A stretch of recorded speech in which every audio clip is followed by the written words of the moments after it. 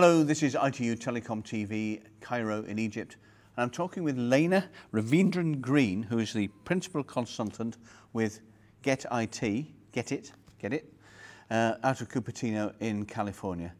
Laina, it's lovely to see you again. We first met, 8 years ago now, and I haven't seen you for a while, but I'm very glad you're here. You've been chairing a session here at the ITU show, ITU Telecom Africa, on new approaches to business. What did you get out of the session? What was it about?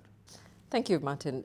It was a very interesting session because the session, as you know, everyone in the market today is talking about how can telcos survive, this new ICT environment.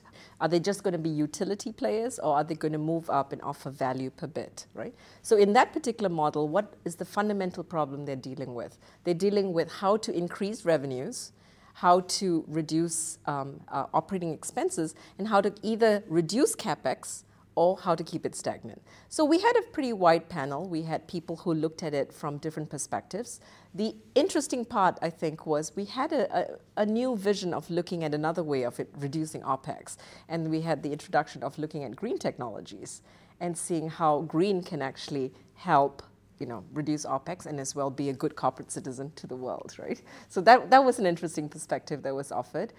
In terms of outreach to villages and stuff, and looking at the area of CapEx, we had the Minister of Mali, who offered a very interesting way of, instead of building new telecenters and instead of looking at, how are we going to replicate outreach, she said, post offices are everywhere. A letter always finds a way to reach persons, so why not use the post offices and then from there develop telecommunication services working with different partners. So that was another interesting perspective. And then we looked at the area of revenues, and one of the key topics in the session was on mobile payments. And the interesting part of it is that we had both perspectives. We had the perspective of a service provider, a telco, who's saying, I can do it myself. I can go in there and do mobile payments because I know the customer. And then we had another perspective, which was also telcos don't really know that business. So why don't you do what you're good at and partner with a value-added provider who's focusing on mobile payments and then come in and do revenue. So basically the whole session was looking at how do you survive in this industry and how you basically look at new approaches to businesses. So was the session positive overall? Yes, it was, and I think the key message in the session was also looking at innovative approaches. So not necessarily saying how do we create an entirely new business, but how do we look at existing businesses in new ways as well. And I think that's key. And particularly when you look in Africa, because you don't have access in the first place, right? You find that necessity is the mother of invention, right? And so is scarcity. And so actually, Africa represents an area in which not only you get innovative, true innovative, but you also get innovative technologies. And so we were very fortunate. We actually had an entrepreneur on our panel who has developed, he's Tanzanian, and he has developed a solution for mobile payments in Africa.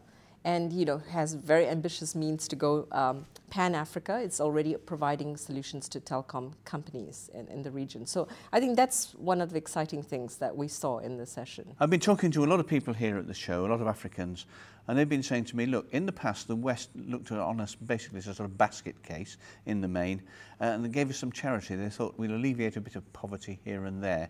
And they're saying now, no, we're past that. What we would like to do now is to create wealth and to create employment by having access to ICT and new technologies and so on. Do you agree with that, and do you see that happening? Yes, absolutely. I think that change is there in terms of people recognizing ICT as a tool for all these different areas. I mean, you must be familiar with the Missing Link report that goes all the way to 1982, and people have been talking about it, but I think today everyone recognizes even more inside of them the power, especially with the internet coming into the power of young people being able to create value from nothing.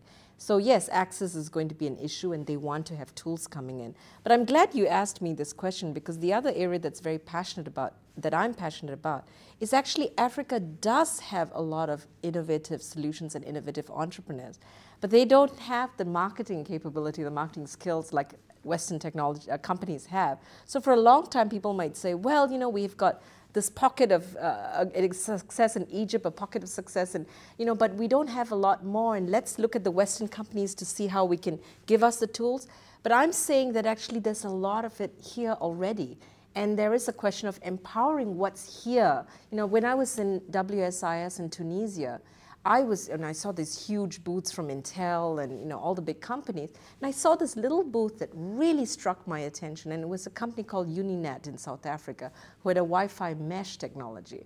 I mean, that they not only had a technology that they developed from scarcity and whatever they had to deal with, but they were a company that already was operational. They had people who were doing it.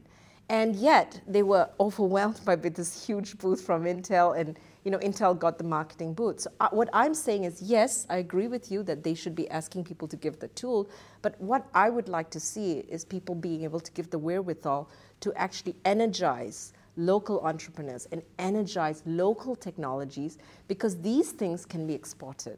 Because I feel that sometimes in the developed world, it's abundance. And people are actually innovating from abundance. And there's a very famous professor, I can't remember his name right now, who said, innovation really comes from scarcity, not abundance. And so that's where actually I'd like to see is the tools given to local technologies and local entrepreneurs. And let's publicize them and let's give them, you know.